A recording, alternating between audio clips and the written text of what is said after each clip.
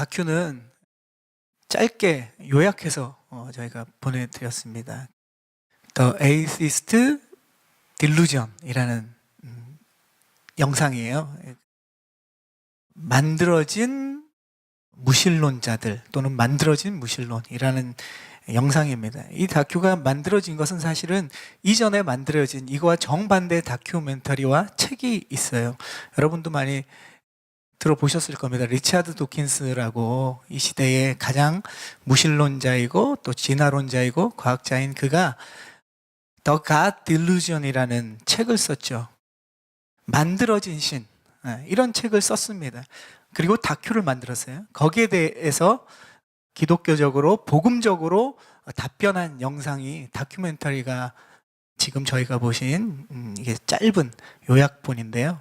저희는 처음과 끝만 지금 본 거예요. 전체적으로는 거의 이제 1시간 정도 되는 다큐멘터리인데 처음에 짧게는 봤지만 무신론자들과 이제 대화를 하고 인터뷰를 했어요. 근데 이 짧은 시간에 그들은 다 무신론자고 하나님이 없다라고 이야기하다가 나중에는 하나님을 믿어보겠다고 또는 관심을 갖겠다고 또 직접 아까 본 것처럼 이렇게 영접하는 아주 놀라운 다큐입니다. 배우들이 아니라 실제 거리에서 만난 사람들 또 캠퍼스에서 만난 사람들과의 이 대담을 통해서 변화되는 거예요.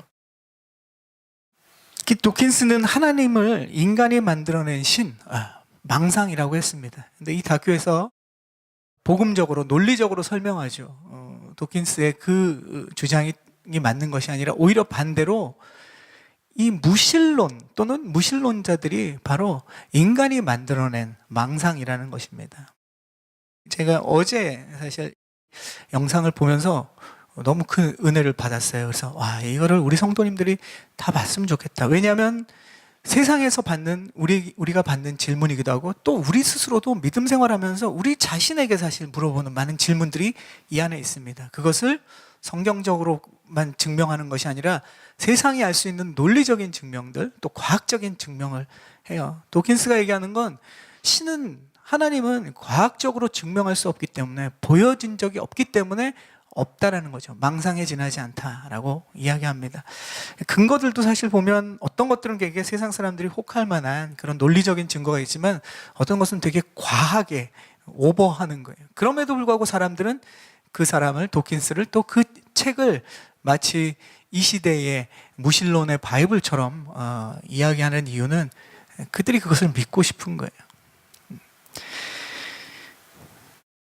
이 영상이 너무 은혜로워서 제가 이제 저희가 기회가 되면 나중에 새해를 시작할 때 한번 전 영상 전체를 한번 우리가 보는 시간을 가지면 좋을 것 같아요. 왜냐하면 우리의 신앙이나 또 우리가 세상을 살아가면서 우리가 붙잡아야 될 가장 중요한 핵심 중에 그 질문 중에 다큐 안에 많은 것들이 포함되어 있기 때문에 저희가 한번 기회를 내서 함께 다 보려고 합니다. 이 영상에 보면 많은 무신론자들이 나와요. 아까는 이제 몇 명이 소개가 됐는데 그들이 이야기하는 건 하나님을 부정하는 거예요. 신은 없다. 왜냐하면 내가 본 적이 없기 때문에 과학적으로 증명할 수 없기 때문에 이렇게 얘기합니다. 그런데 대화를 나누다 보면 그 안에 뭘 얘기하고 있냐면 신이 없기 때문에 부정하는 것도 있지만 사실 그거보다도 결국 자신들의 속내가 뭐냐면 내 인생을 신에게 지배받고 싶지가 않다라는 게 드러나요. 그들의 얘기 속에. 내 인생은 나의 것이고 내 마음대로 살고 싶은데 신이 있다 그러면 그 신이 내 인생을 지배하게 된다는 생각을 갖고 있는 거죠. 그래서 신이 없다, 신이 필요 없다라는 이야기를 그들 마음 안에서 결국은 꺼내게 됩니다. 내 인생은 나의 것, 내 마음대로 살고 싶죠. 내가 옳다고 생각하는 대로 살고 싶은 욕망이 큰 것 같습니다. 내 삶의 주도권이 나에게 있다는 거예요. 세상은 그것을 얘기합니다. 오늘 말씀은 바로 주도권에 대한 얘기를 말하고 있어요. 이 세상의 주도권을 사람 자신의 주도권을 자기가 가지려고 할 때 어떤 일이 일어나는가? 이것은 굉장히 위험을 초래합니다. 피조물이 창조주 하나님을 부인하고 인간의 지식으로 하나님을 판단하고 비판하기 시작하죠. 그리고 자기 인생의 탐욕을 위해서 하나님이 없다라는 결론을 내리게 되는 거죠. 그런데 저와 여러분인 또 우리 주변의 크리스찬들을 보면 우리 크리스찬들도 내 인생의 주도권을 내가 가지려고 할 때가 너무나 많다라는 것을 우리는 발견하게 됩니다. 그것은 결국 우리의 인생을 어떻게 만드느냐? 내 인생에 내가 주도권을 가지면 잘 풀릴 것 같은데, 내가 원하는 대로 될 것 같은데, 그 인생의 결말은 비참해진다는 것이 성경이 이야기하고 있는 것입니다. 우리의 인생의 주도권은 우리가 가질 수 없고 가져서도 안 된다는 것을 성경은 이야기하고 있어요. 오늘 등장인물인 이 홈리와 비나스, 그리고 이스라엘의 장로들, 리더들입니다. 그리고 이스라엘의 백성들, 이들이 자신들이 주도권을 쥐려고 할 때 위기를 겪는 것을 오늘 말씀은 적나라하게 보여주고 있습니다. 자, 오늘 말씀이 이제 사무엘상, 저희가 쭉 1장부터 봤는데 4장이에요. 이제 4장이 시작되는데 1장부터 3장까지는 배경이 어디냐면 실로라는 곳에서 일어났습니다. 사무엘상 시작부터 3장까지는 실로라는 장소에서 일들이 다 일어나요. 한나라는 한 여인이 하나님 앞에 나와서 간구하고 아들을 얻게 되죠. 그가 사무엘입니다. 그리고 그는 기도와 약속대로 그 사무엘을 하나님께 드립니다. 그리고 사무엘은 하나님 앞에서 하나님의 사람으로서 커가게 되죠. 그리고 3장에 저희가 지난주에 말씀을 본 것처럼 사무엘은 이제 하나님의 음성을 듣게 됩니다. 이것이 실로에서 일어난 일이에요. 사무엘은 하나님의 계시를 들었고 이제 이스라엘의 영적인 리더십이 변화되는 것을 보여줍니다. 그 전까지는 사실 사무엘이 이렇게 하나님의 사람으로 리더로 세워지기 전까지는 이스라엘에는 리더가 엘리 제사장이라는 사람이었잖아요. 그 엘리 제사장은 누구입니까? 성경에 보면 그는 영적으로 어두운 사람이었어요. 그가 리더였을 때는 하나님이 말씀하시지도 않았어요. 하나님의 계시도 이상도 거의 없던 시절입니다. 하나님이 말씀하지 않은 것이 아니라 그가 듣기를 거부했기 때문에, 그가 하나님의 뜻을 구하기를 거부했기 때문에 그 시대는 하나님의 역사와 하나님의 음성이 들리지 않던 시절이었습니다.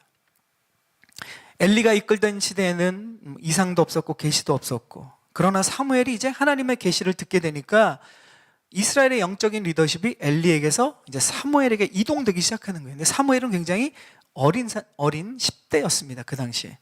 그것이 저희가 지난주에 본 말씀이죠. 하나님의 계시가 사무엘을 통해서 이스라엘 백성들에게 전해지기 시작했는데 사무엘은 실로에 있어요. 그런데 우리가 오늘 읽은 4장의 딱 시작은 어디서부터 시작되냐면 에벤에셀이라는 지역에서 일어나는 사건을 보여줍니다.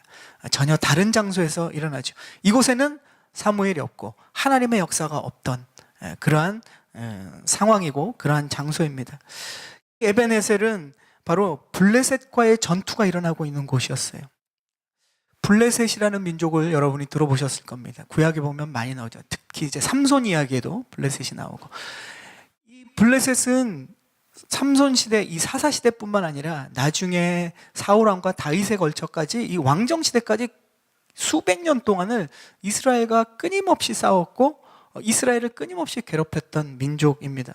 블레셋은 원래 가나안 땅에 살던 민족이 아니에요. 가나안 땅에서 이스라엘 백성과 지금 열심히 싸우고 있는데 이 백성은 원래, 이 블레셋은 가나안 땅에 살던 사람들이 아니라 그리스에서 넘어온 사람들입니다. 그리스에서 에게해를 통해서 바다를 건너와서 이 가나안 땅에 정착했던, 그리고 가나안 땅에서 점점 바다에서 육지로 들어오고 쳐들어오는 그러한 민족이에요. 그러니까 그리스 민족입니다. 그러니까 육지에 있던 가나안 땅에 내려와 있던 이스라엘 백성과 계속 이제 부딪히기 시작하는 거죠. 그리스처럼 도시국가 연합체였어요.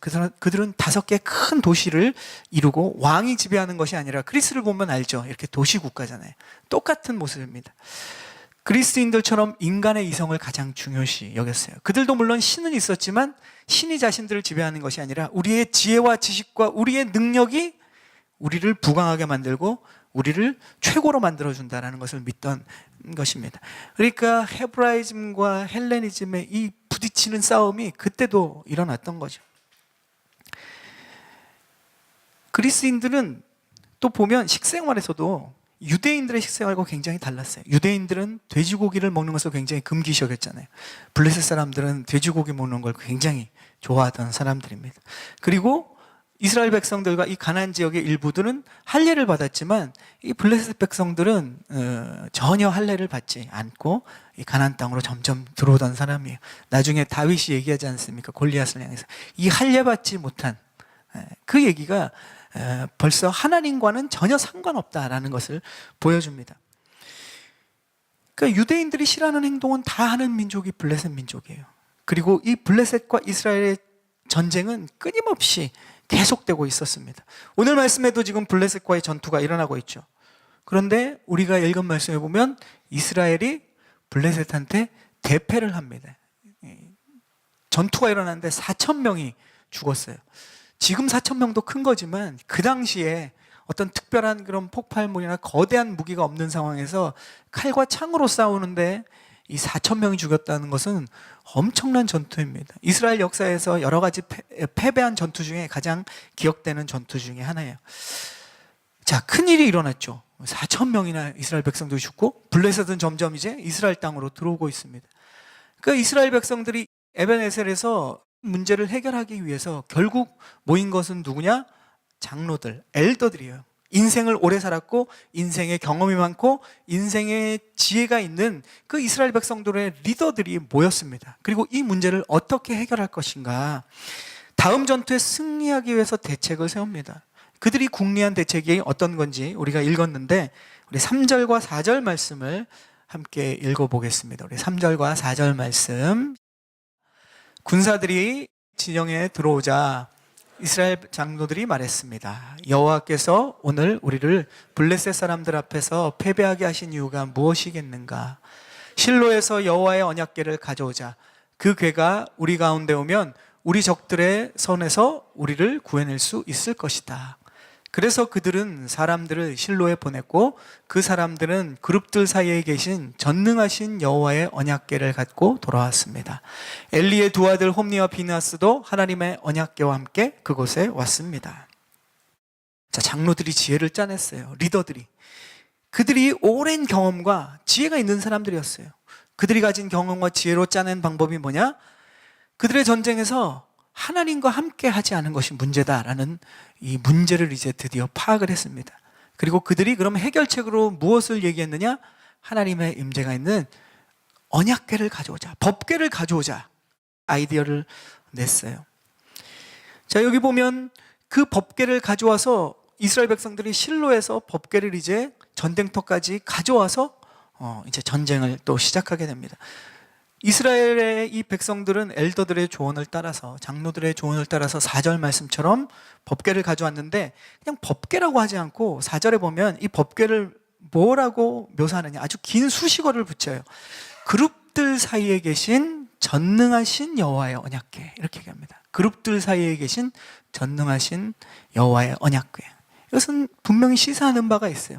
그룹들 사이에 계신다라는 것은 뭐냐? 이 그룹이라는 것은 케루빔이라는 단어를 한자로 옮겼기 때문에 그룹인 거예요. 이 케루빔이라는 천사들 사이에 하나님의 계시다는 거예요. 이 케루빔이라는 천사는 뭐냐면 하나님을 보좌하는 천사예요.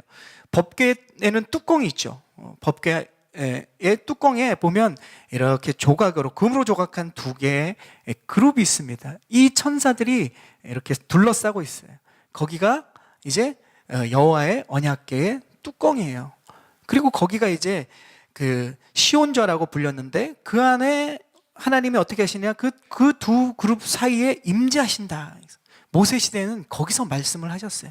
그러니까 두 그룹 사이에 계신다는 건 뭐냐면 하나님의 임재를 얘기하는 거예요. 하나님이 동행한다는 거예요. 함께 한다는 거예요. 그리고 전능하신 여호와의 언약궤라고 얘기하는 건 뭐냐면 하나님의 능력이 그 법궤에게 있다라는 거예요. 그러니까 하나님의 법궤는 동행과 능력을 상징하고 있습니다. 그것을 지금 설명해 주고 있어요. 이스라엘 백성들은 하나님의 임재와 하나님의 능력을 가져왔습니다. 이제 하나님의 법궤를 사용한다면 그들은 이제 하나님과 전쟁에서 동행하죠. 그리고 하나님의 능력을 의지하면 전투에서 이제 패전했지만 역전이 가능한 시간이 됐어요. 당연한 건 아닙니까? 법궤를 가져오니까 이제 이스라엘 백성들은 어떻습니까? 사기가 충천했어요. 그 사기가 땅을 흔들 정도였다라고 성경은 이야기합니다. 블레셋 사람들은 어떻게 반응합니까?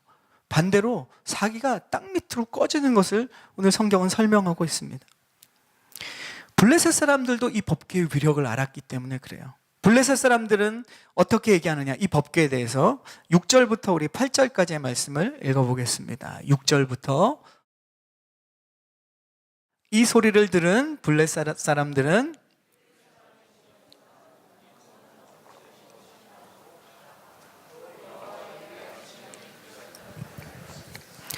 블레셋 사람들은 두려워하며 말했습니다. 그들의 신이 이스라엘 진영에 도착했다. 일찍이 이런 일이 없었는데 우리에게 이제 화가 미치겠구나.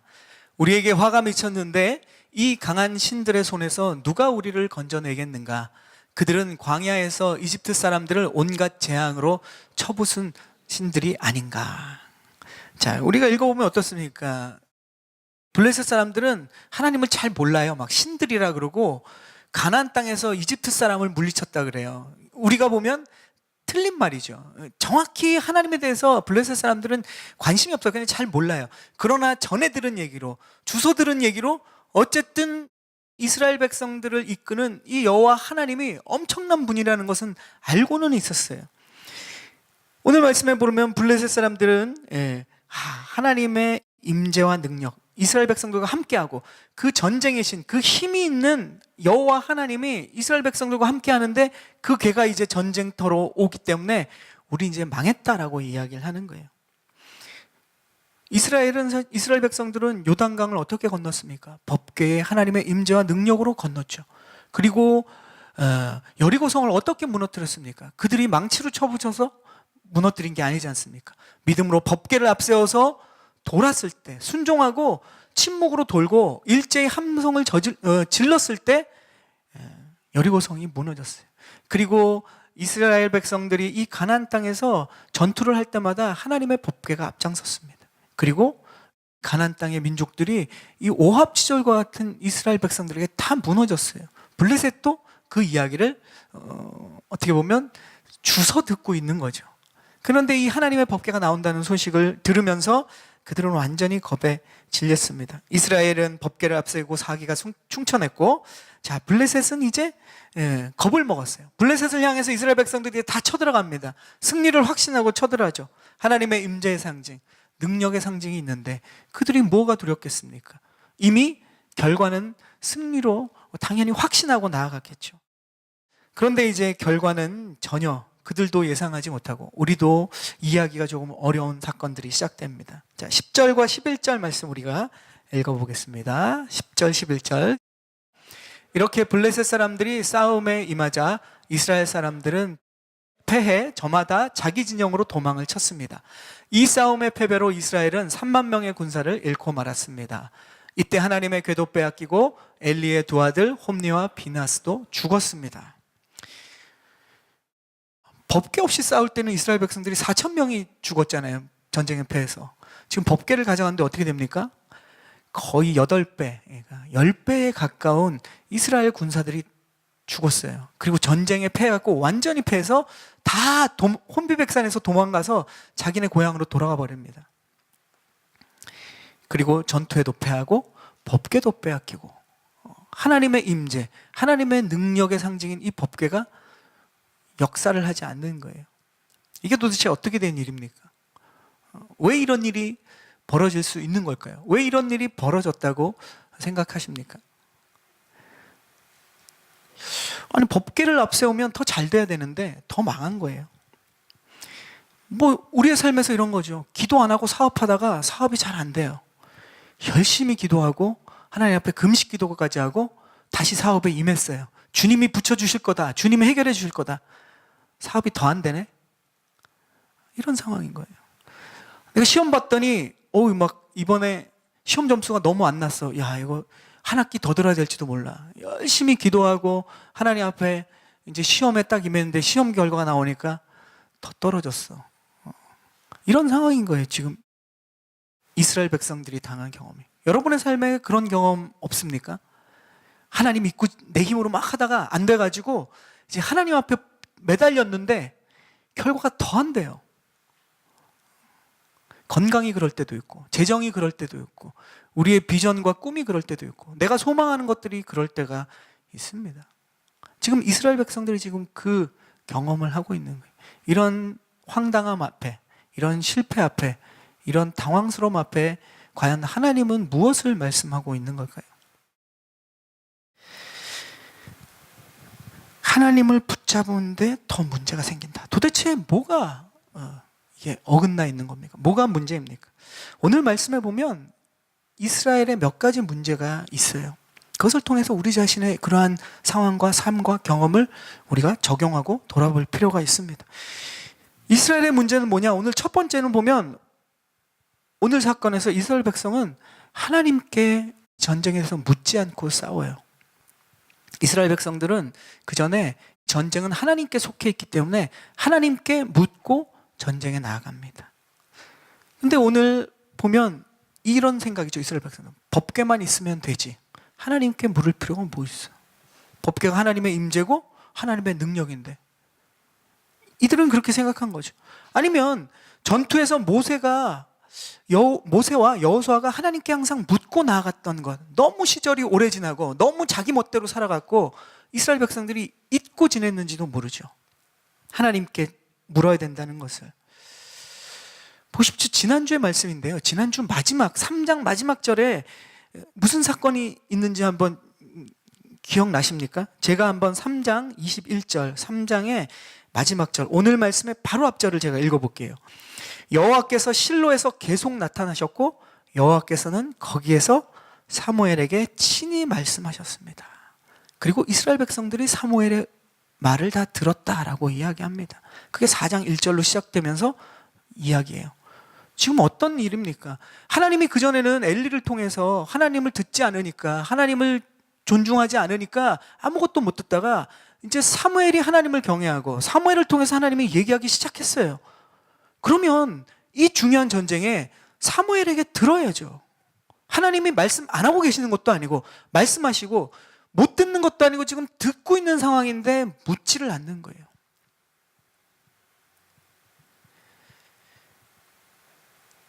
사무엘에게 하나님께 속한 이 전쟁을 싸워야 할지 말아야 할지, 만약에 싸운다면 어떤 방법으로 싸워야 할지를 물어봐야 되는 거죠. 사기만 충천하고 방심하고 하나님의 법궤만 믿으면 어떻게 됩니까? 망하는 거예요. 우리의 경험과 세상 지혜를 의지하는 것을 내려놓지 않은 채로 하나님을 붙잡고 뭔가를 해보려고 그러면 안 된다는 겁니다. 큰일 나죠. 하나님의 뜻도 모르고 어떻게 보면 이스라엘 백성처럼 설치면 우리는 낭패를 보기 십상인 거예요. 하나님은 그렇게 만홀히 여기심을 받는 분이 아니에요. 만홀히 여긴다는 뭐니까? 우습게 여김을 받지 않는다는 거예요. 때로는 우리가 하나님을 너무 우습게 생각합니다. 너무 좋으시고 용서하시고 끝까지 참으시기 때문에 너무 만만하게 본다는 거죠. 성경은 하나님을 그렇게 만홀히 여기지 말라라고 얘기합니다. 두 번째, 이스라엘의 문제는 뭔가? 사무엘에게 묻지는 않고 그들이 뭘 했냐면 홈니와 비느하스를 데리고 그들이 법궤를 가지고 이 전쟁터로 왔다는 거예요. 홈니와 비느하스는 어떤 사람들입니까? 우리가 2장에서 또 3장에서 우리가 살펴봤지만 엘리의 두 아들이에요. 엘리는 이제 영적으로도 둔감했을 뿐만 아니라 나이가 너무 들어서 도저히 대제사장직을 또 사사의 역할을 전혀 하지 못했어요. 그래서 그 두 아들이 거저 물려받은 거죠. 그들은 어떤 사람들이었습니까? 하나님을 우습게 하는 사람들이었어요. 그들이 지은 죄들은 다 뭐냐면 세상에서 지은 게 죄가 아니라 하나님의 관계된 일들 속에서 다 죄를 저질렀어요. 하나님의 제사에 필요한 제물들을 먼저 취하고 자기 거로 취하고, 그리고 하나님의 그 예배와 제사를 섬기는 여자들을 농락하고, 전부 보면 하나님의 관계되는 일이에요. 이들은 하나님을 모르진 않았습니다. 그러나 하나님을 우습게 여긴 거죠. 마치 하나님이 안 계시는 것처럼 행동했던 사람들입니다. 이들은 하나님에 대해서 하나님을 이용해서 탐욕을 채우던 사람이었어요. 그들은 하나님께서 싫어하는 일만 했던 사람들입니다. 이방 민족은 하나님을 모른다 치더라도 하나님을 아는 사람이 하나님의 살아계심을 인정하지 않고 자기 욕심대로 행하고 사람들도 다 망하게 한 대표적인 인물이 바로 구약의 가장 대표적인 인물을 들라 그러면 홈니와 비느하스인 거예요. 그들은 하나님을 우습게 알았지만 과거에 나타났던 이 법궤의 효험은 믿고 있는 거예요. 마치 하나님을 우리가 믿는다고 하면서 하나님을 제대로 믿진 않으면서 기도의 효험을 우리가 믿는 사람과 마찬가지죠. 교회 안 다니는 사람도 기도의 효험이 있다는 걸 아는 사람들도 있잖아요. 그들은 법궤를 통해서 과거에 나타난 그 효험을 알고 있었습니다. 그래서 법궤를 자기들이 아주 의기양양해서 가지고 와요. 그리고 이것을 통해서 전쟁에 승리하면 어떻게 됩니까? 그 모든 영광의 이익들을 자기들이 취할 수 있었기 때문에 앞장서서 이 법궤를 가지고 나옵니다. 그들은 선두에 섭니다. 법궤를 가지고. 그리고 홈니와 비나스 두 형제는 너무도 우애가 깊게 같이 죄악을 저지르고 죽음도 같은 시간에 맞이하게 됩니다. 비참한 죽음으로 함께 생을 마감하죠. 자, 세 번째 이스라엘의 문제는 뭐냐? 앞에 두 가지 문제를 포괄하는 거예요. 이 세 번째 문제가 그들의 문제의 핵심이고 어떻게 보면 문제 자체입니다. 법궤는 아까 말씀드렸죠. 하나님의 임재의 상징이고 하나님의 능력의 상징이에요. 우리가 하나님과 동행하는 것 되게 중요합니다. 우리가 하나님의 능력을 의지하는 것 굉장히 중요해요. 그런데 더 중요한 게 있어요. 이 중요한 걸 놓치면 하나님과 동행하는 것, 하나님의 능력을 붙잡는 것 아무 쓸데없는 것입니다. 뭐가 더 중요한가? 하나님을 우리가 조종하지 말아야 된다는 겁니다.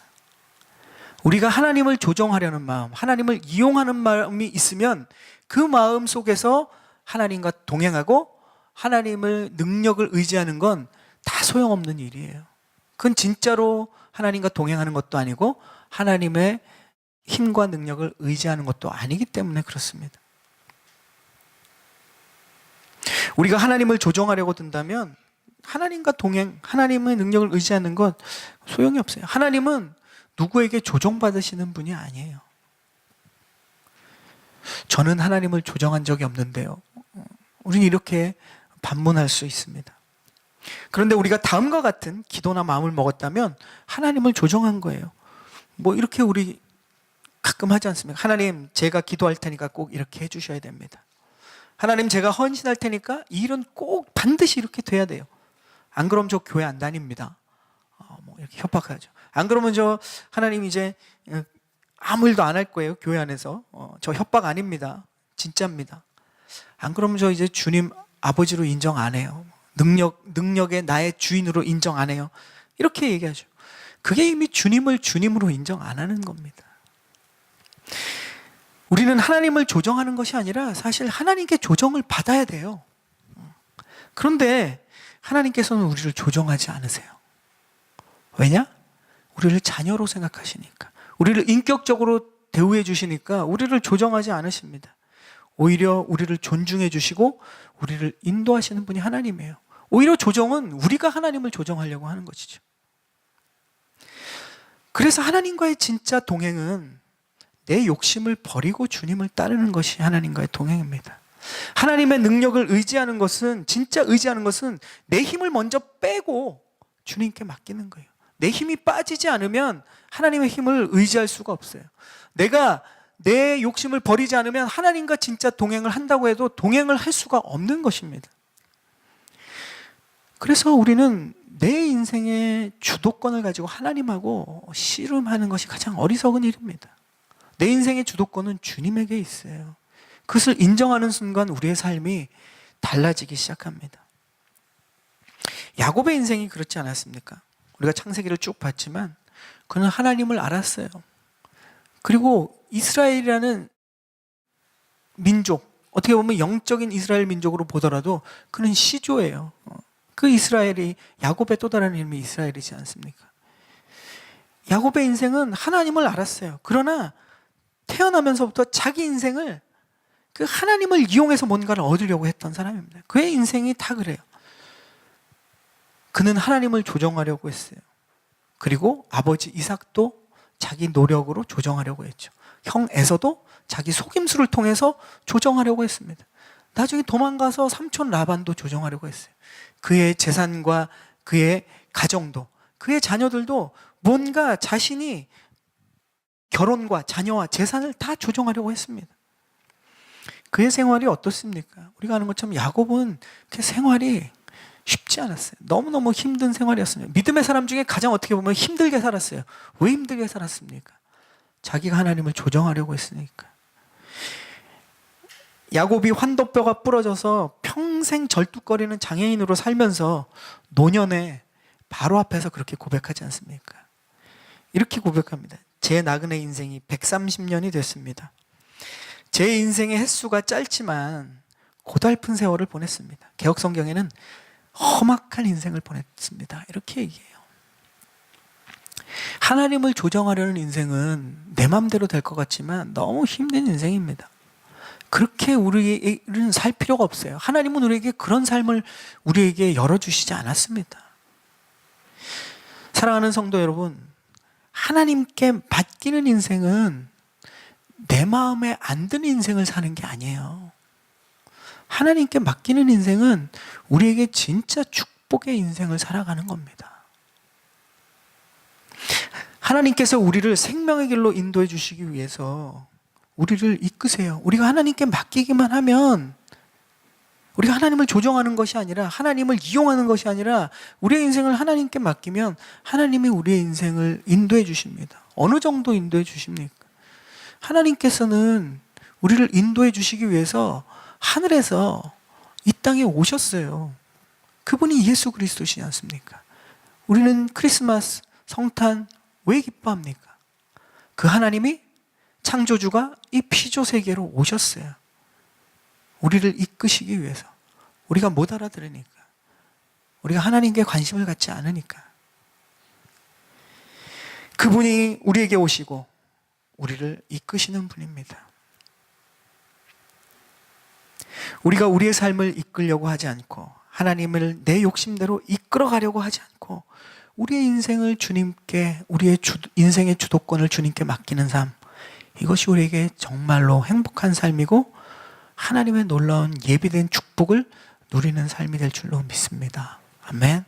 오늘 홈리와 비나스는 그 반대, 이스라엘 백성들은 그 반대를 보여주지만 그 상황을 통해서 주님은 저와 여러분에게 말씀하십니다. 다 내어 맡기고 하나님께서 이끄시는 그 인도하심을 따라서 진짜 동행을 하게 된다면, 진짜 내 힘을 내려놓고 하나님의 힘을 의지하는 삶을 살게 된다면 주님이 우리를 정말로 아름답게 멋진 인생으로 인도하실 줄로 믿습니다. 그 주님 앞에 우리가 결단하는 시간을 갖겠습니다. 이 시간 우리 함께 말씀을 생각하시면서 우리 기도하며 나가겠습니다.